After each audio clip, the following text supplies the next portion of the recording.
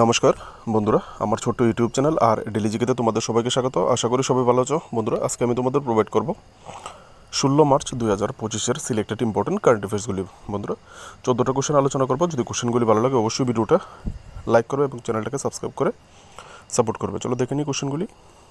প্রথম কোশ্চেনটা, what is the primary goal of UN80 initiative launched by the UN secretary general Antonio Guterres? বন্ধুরা, জাতিসংঘের যে secretary general আছে অ্যান্তনিও গুতেরেস, তিনি একটা UN80 নামে একটা উদ্যোগ চালু করেছেন।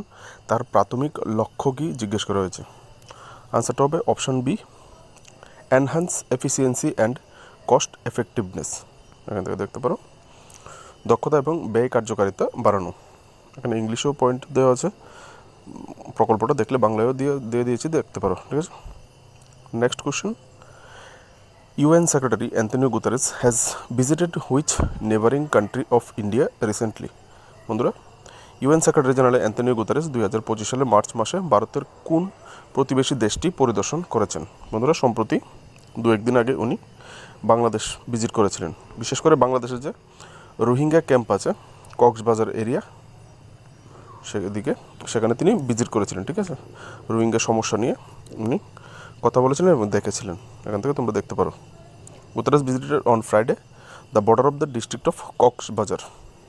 ঠিক আছে, কারণ UN world food programme announce potential cut off, তাদেরকে যে রোহিঙ্গাদের মানে সাহায্যার্থে রাষ্ট্রসংঘ থেকে যে ত্রাণ আসতো তা অর্ধেক কাট করা হয়েছে। কারণ ডোনাল্ড ট্রাম্প ক্ষমতায় আসার পর আমরা জানি বিভিন্ন জায়গায় যে US এইড দেওয়া হতো বিশ্বের বিভিন্ন জায়গায়, বিভিন্ন দেশে, বিভিন্ন সংস্থাতে, সেগুলি উনি কাট করে দিয়েছে। কাট করার পরে এখন ইউনাইটেড নেশনও বাধ্য হয়ে কাট করে দিয়েছে। তখন তারা কীভাবে চলবে না চলবে সেটারই একটা ভিজিট উনি করেছে। ঠিক আছে, which of the following has won the third edition of the women's premier league after debating the Delhi Capitals? বন্ধুরা, দিল্লি ক্যাপিটালকে পরাজিত করার পরে নিচের কোনটি মহিলা প্রিমিয়ার লিগের তৃতীয় সংস্করণ জিতেছে?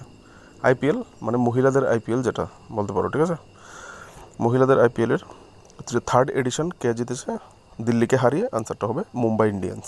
ঠিক আছে, হরমনপ্রীত কর ভারতীয় মহিলা দলের দাপুটে ব্যাটসম্যান এবং ক্যাপ্টেন হরমনপ্রীত কর।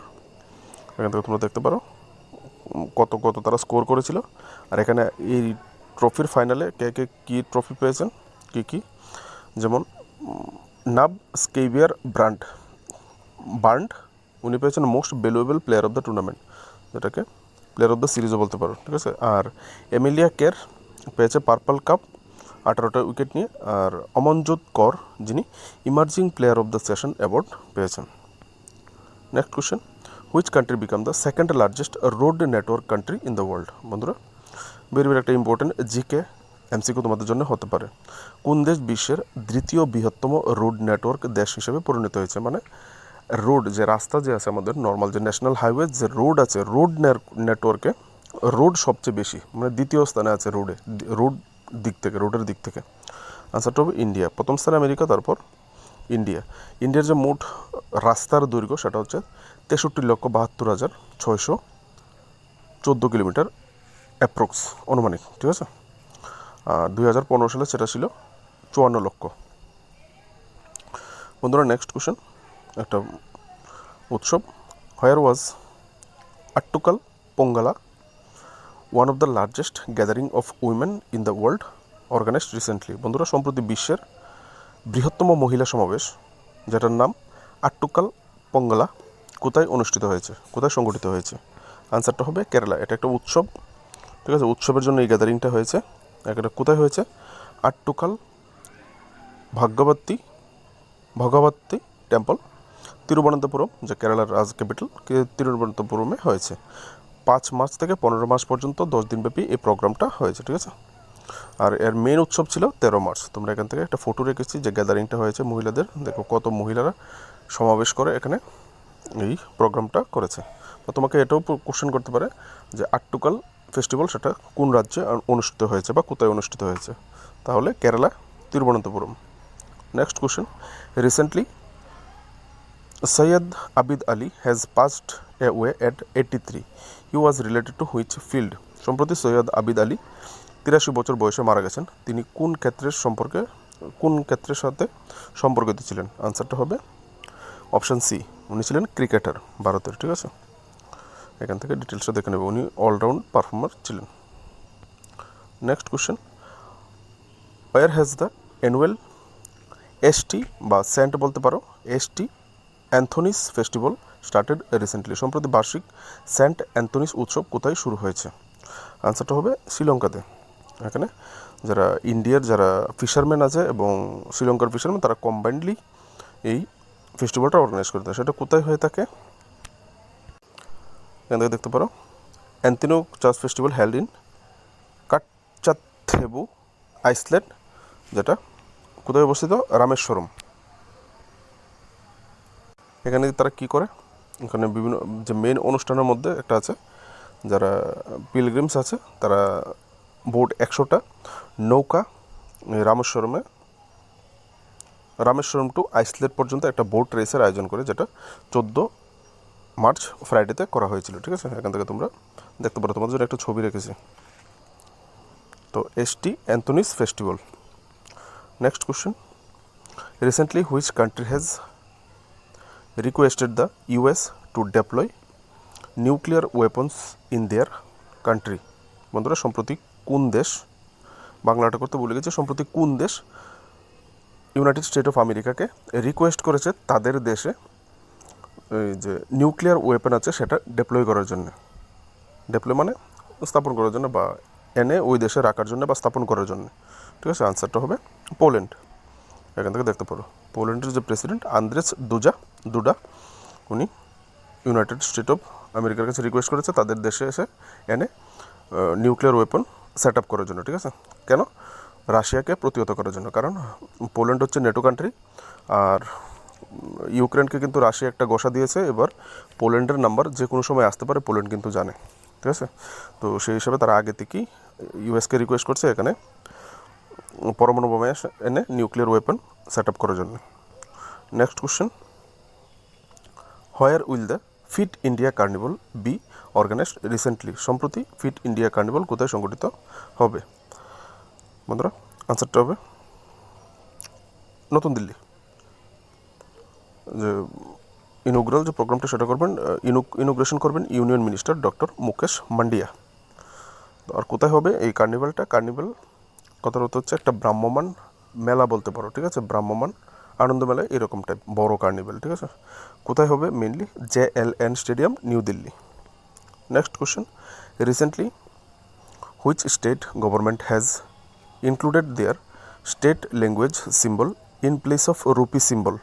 রুপি সিম্বলটা দেখতে পারো, ইয়েলো কালার দিয়ে দিয়েছি, ইন দ্য বাজেট লঘু। বন্ধুরা, সম্প্রতি কোন রাজ্য সরকার বাজেটের যে লঘুতে রুপির প্রতীকের জায়গায় তাদের রাজ্যের যে ভাষার প্রতীককে অন্তর্ভুক্ত করেছে? আনসারটা হবে তামিলনাড়ু। তারা ভাষাগত একটা মানে সমস্যা চলছে, তারা আমরা জানি অনেকেই যারা সাউথ ইন্ডিয়ানরা নর্থ ইন্ডিয়ান যে হিন্দি ভাষা সেটাকে তারা অ্যাকসেপ্ট করতে চায় না। ঠিক আছে, সেই কারণে তারা কী করেছে, এবার এই যে উপরে দেখতে পাচ্ছ লোগো দুটোটাই রেখেছে। উপরেরটা ছিল আমাদের রুপির লোগো, সেটা অল ইন্ডিয়াতে ইউজ হয় সব জায়গাতে, কিন্তু তারা এবার করলো কি, তাদের যে তামিল ভাষার এই লোগোটা নিচেরটা দেখতে পাচ্ছ বাম দিকে সার্কেল করা ব্ল্যাক, তারা তাদের যে বাজেট পেশ করেছে সেখানে যে রুপির জায়গায় যে লোগোটা বসিয়েছে, তারা এই রুপিসের লোগোটা না বসিয়ে তাদের মাতৃভাষার তামিল ভাষার এই লোগোটা তারা বসিয়েছে। এটা একটা কন্ট্রোভার্সিয়াল ম্যাটার কিন্তু হয়েছিল, হাইলাইটেড, তো তোমাদের জন্য কিন্তু কোশ্চেন পেপারে রাখতে পারে। ঠিক আছে, next question, which country has topped at the medal tally in the world para athletics grand prix 2025? বন্ধুরা, সম্প্রতি world para athletics grand Prix সম্পন্ন হয়েছে। সেই world para athletics grand Prix 2025-এ কোন দেশ পদক টেবিলে শীর্ষে রয়েছে? প্যারা অ্যাথলেটিক্স মানে যাদের মানে হ্যান্ডিক্যাপ টাইপ যারা আছে, হাতে অসুবিধা, ব্যাটে পায়ে অসুবিধা, চেয়ারে বসে খেলে এরকম। ঠিক আছে, তো প্যারা অ্যাথলেটিক্সের মেডেল টালিতে ইন্ডিয়া মেডেল তালিকায় সবার উপরে। এখান থেকে দেখতে পারো কতটা পেয়েছে, টোটাল 134টা মেডেল পেয়েছে, যার মধ্যে 45টা গোল্ড, 40টা সিলভার এবং 49টা ব্রোঞ্জ মেডেল। আর খেলাটা কোথায় হয়েছিল? জওহরলাল নেহরু স্টেডিয়াম, নিউ দিল্লিতে। কবে থেকে কবে? 3 দিনের খেলা হয়েছিল, 11, 12 এবং 13 মার্চ। তোমরা এখান থেকে দেখতে পারো। Next question. Recently, UAE has announced to set up 10 state-of-the-art maternity and pediatric center in which country? সম্প্রতি সংযুক্ত আরব আমিরাত কোন দেশে 10টি অত্যাধুনিক মাতৃত্ব এবং শিশু চিকিৎসা কেন্দ্র স্থাপনের ঘোষণা দিয়েছে?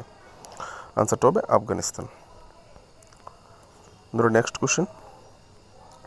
Who has recently one the title of 15th hockey India senior women's national championship 2025? কে সম্প্রতি 15তম হকি ইন্ডিয়া সিনিয়র মহিলা ন্যাশনাল চ্যাম্পিয়নশিপ 2025 খেতাব অর্জন করেছে? কোন দল জিতেছে? আনসারটা হবে ঝাড়খণ্ড জিতেছে। ঠিক আছে, এখান থেকে দেখে নেবে খেলাটা কোথায় হয়েছে।